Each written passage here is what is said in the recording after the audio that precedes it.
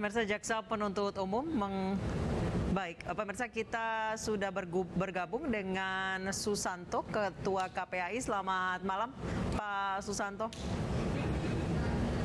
Malam, Pak Susanto, tanggapan Anda terkait vonis seumur hidup pemerkosa 13 santriwati jauh di bawah dari tuntutan Jaksa Penuntut Umum, yaitu hukuman mati dan kebiri kimia. Ya, yang pertama bahwa kasus ini telah menjadi perhatian publik ya, sekaligus tentu juga menjadi perhatian negara.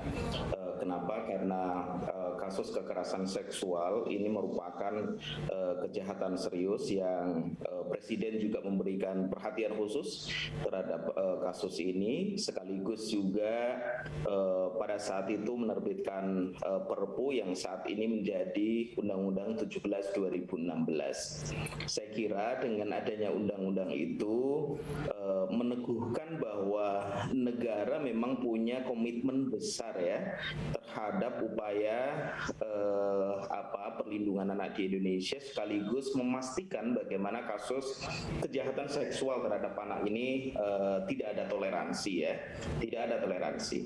Apalagi kasus di Bandung, pelakunya adalah oknum guru yang seharusnya menjadi pelindung utama ya bagi anak-anak kita, tapi tampaknya justru menjadi pelaku. Nah, yang kedua, terkait dengan vonis ini, memang kalau kita melihat di kekuasaan kehakiman ya, ini kan merupakan kekuasaan yang merdeka ya.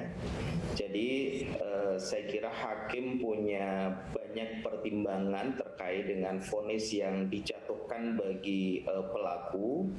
Tapi yang pasti bahwa pidana seumur hidup itu merupakan kualifikasi kejahatan berat, bahkan juga tindak pidana berat.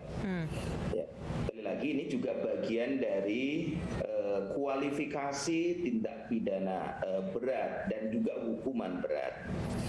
Maka mungkin saja hakim dengan fakta-fakta hukum yang ada, apalagi di Undang-Undang 17 2016 itu kan memang memberikan norma ya bahwa kalau korbannya lebih dari satu dapat dipidana seumur hidup, pidana mati gitu ya.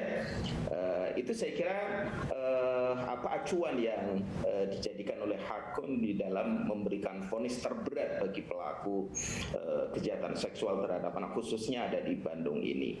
Baik. Apalagi ini menjadi perhatian nasional bahkan juga masyarakat. Baik, Pak Susanto, tidak ada hukuman penyerta seperti hukuman kebiri kimia dan juga tidak adanya pemotongan hukuman nantinya. Jika nanti terpidana ini berkelakuan baik kemudian dikurangi tuntutannya, apalagi masih belum tua, masih terbilang muda pelaku ini.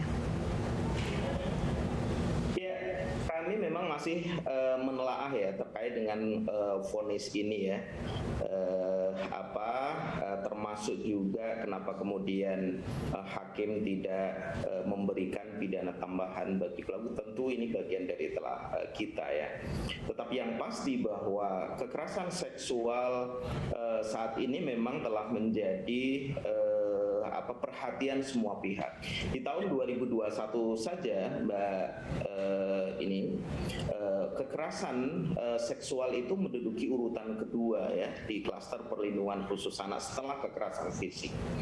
Jadi urutan pertama ada kekerasan fisik, ini pengaduan kita ada 1138 kasus, kemudian kekerasan seksual terhadap anak ada 859 kasus. Publik mengadu ke KPAI pada umumnya memang 70% itu melalui pengaduan online ya. Sekali lagi melalui pengaduan online. Satu sisi tentu kami sangat mengapresiasi pada masyarakat yang melaporkan kasus seperti itu. Karena di tahun-tahun sebelumnya memang partisipasi publik itu kan masih terbatas ya. Apalagi kasus kekerasan seksual karena pertimbangan malu, pertimbangan aib keluarga ya, dan lain sebagainya. Baik, Pak Susanto, rencananya apakah KPAI juga akan mengendorse ataupun mendorong Jaksa Penuntut Umum untuk mengajukan banding? Kami jangan telah sebentar. Jadi beberapa saat ini kita sedang proses telaah apakah memang nanti ada sikap lanjutan terkait dengan vonis ini, apakah kami memang perlu koordinasi dengan kejaksaan, karena tentu kami juga akan koordinasi dengan teman-teman ya, termasuk juga Kementerian Pemberdayaan Perempuan dan Perlindungan Anak-anak agar punya satu pandangan yang sama. Jangan sampai satu lembaga punya perbedaan pandangan padahal sebenarnya kita punya spirit yang sama untuk memastikan agar anak-anak kita tidak terpapar kejahatan seksual. Itu saya kira. Baik, terima kasih banyak Pak Susanto, Ketua KPAI telah bergabung bersama kami di Newsroom. Pemirsa